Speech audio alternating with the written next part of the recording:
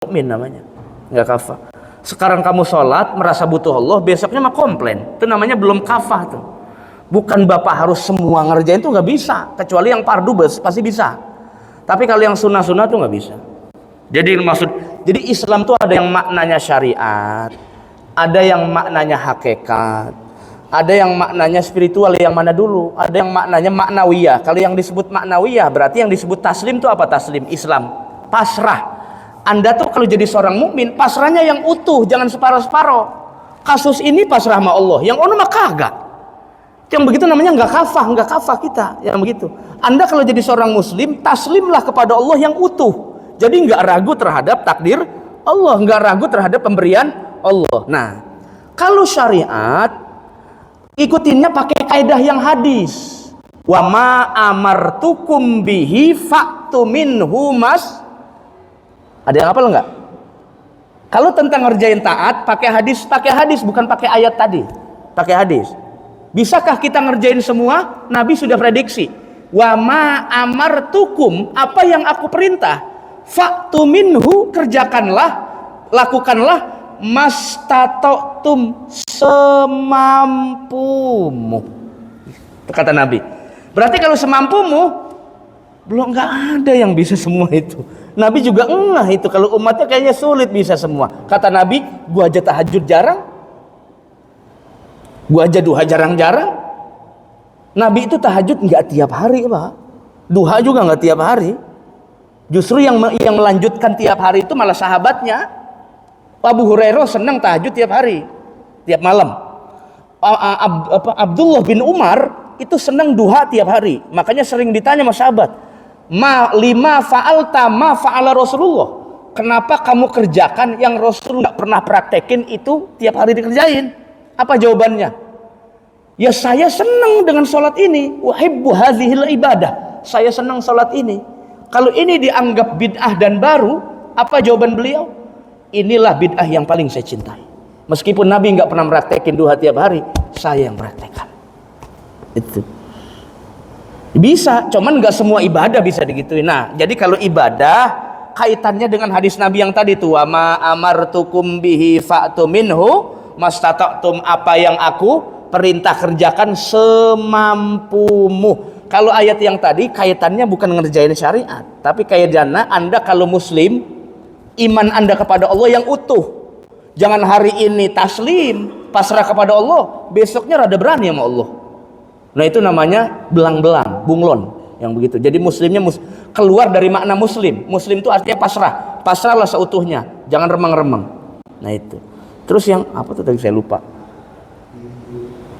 Oh, nah apa kaitannya dengan pintu surga? Nah saya nggak tahu, nggak punya orang dalam juga. Pertama.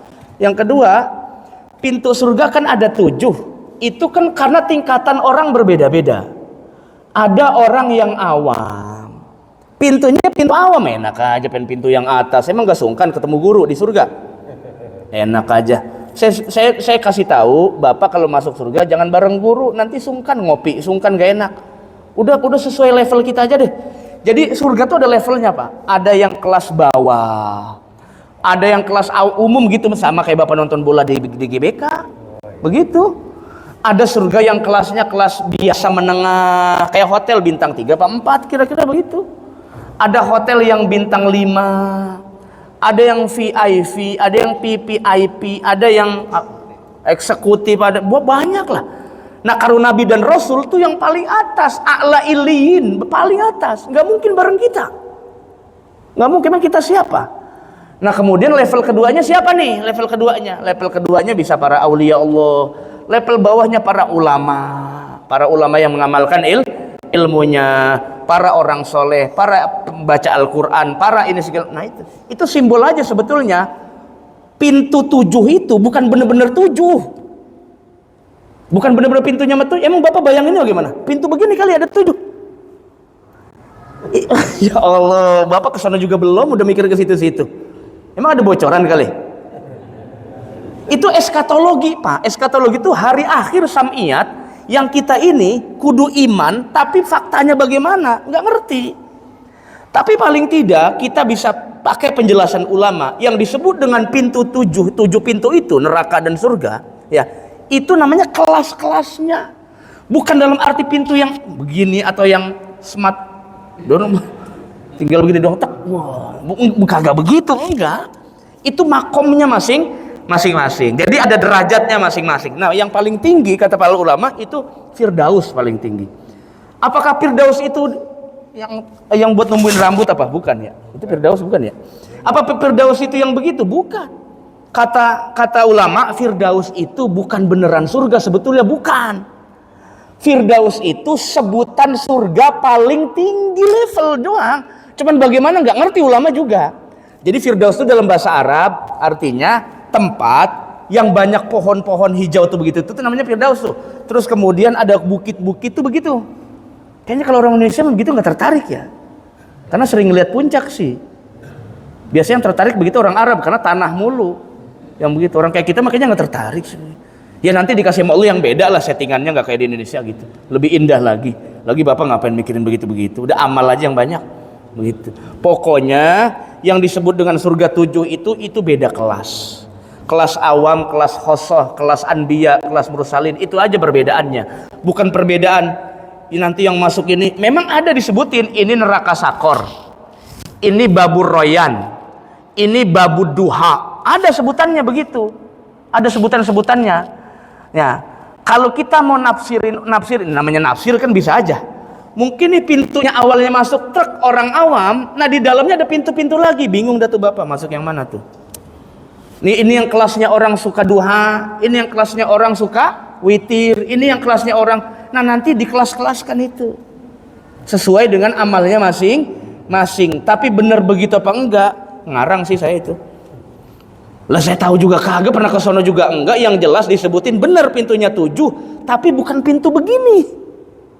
Karena itu urusan akhirat, enggak persis sama seperti di alam dunia. Saya pernah sampaikan di sini, kalau Bapak baca Quran, ketemu di surga ada buah, dan buahnya Bapak bayangin kayak di sini, itu salah tafsir namanya. Gak mungkin di akhirat ini sama dengan alam dunia. Kalau Bapak pecinta kopi sejati, kemudian Bapak nanti di akhirat butuh kopinya mirip pasar rubuh, kopi pasar rubuh, Cipondoh, atau kopinya kopi yang Gayo atau apalah segala macam. Nanti di sono pengen dapat insya Allah. Tapi nggak mirip di sini, saya nggak ngerti juga. Bagaimana? Yang jelas segala kenikmatan pasti dikasih oleh Allah Subhanahu wa Ta'ala. Nah, karena dibatasi, ibadahlah semampu kita. Yang penting dasarnya karena cinta, senang ibadah kepada Allah Subhanahu wa Ta'ala. Allah alam.